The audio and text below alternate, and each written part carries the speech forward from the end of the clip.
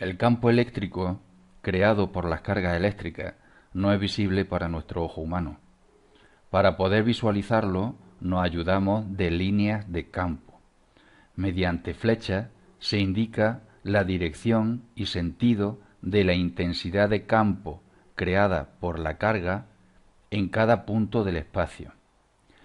La intensidad de campo nos indica la dirección y sentido de la fuerza que experimentaría una carga positiva colocada en una posición determinada del espacio. Como resumen, decir que si colocamos, por ejemplo, una carga positiva cerca del hilo conductor que aparece en la animación, las líneas de campo nos indicarían la dirección y sentido de la fuerza que se ejercería sobre ella.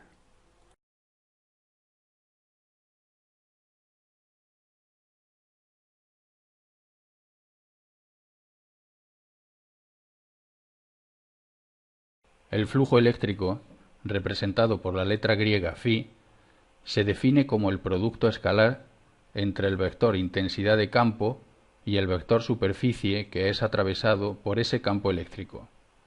Es una magnitud escalar, o sea, no es un vector, y su valor es el producto del módulo del campo eléctrico por el módulo del vector superficie por el coseno del ángulo que forman esos dos vectores. El flujo eléctrico viene a ser el número de líneas de campo que atraviesan una superficie. Esta definición, aunque no sea verdadera, nos servirá para comprender el concepto de flujo. O sea, por definición, es el producto escalar entre la intensidad de campo E y el vector superficie S, pero lo podemos considerar como el número de líneas de campo que atraviesan una superficie imaginaria.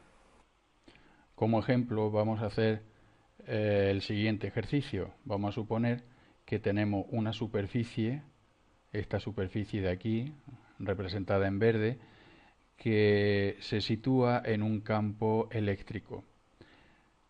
Un campo eléctrico creado por una lámina con carga positiva y esta otra lámina de carga negativa. Supongamos que ese disco circular, pues está un poco inclinado, de manera que el vector superficie, que como sabemos es un vector perpendicular a la superficie indicada, pues forma un ángulo, supongamos, de 60 grados con 60 grados, vamos a ponerlo aquí, 60 grados con la intensidad de campo E, representada por estas líneas de campo de aquí. Pues bien, supongamos que el radio de esa superficie, el radio R, es de 0,5 metros. Si nos pidiesen que calculásemos el flujo eléctrico, φ, el flujo eléctrico sería el producto, por definición, el producto escalar entre E y el vector superficie. Eso podríamos desarrollarlo según lo que hemos visto anteriormente y lo podríamos escribir como el módulo de E por el módulo de S por el coseno del ángulo que forman E y S. Lo vamos a representar con el ángulo alfa. Supongamos que la intensidad de campo E en este ejercicio en concreto, E, fuese 4 newton partido por coulombio.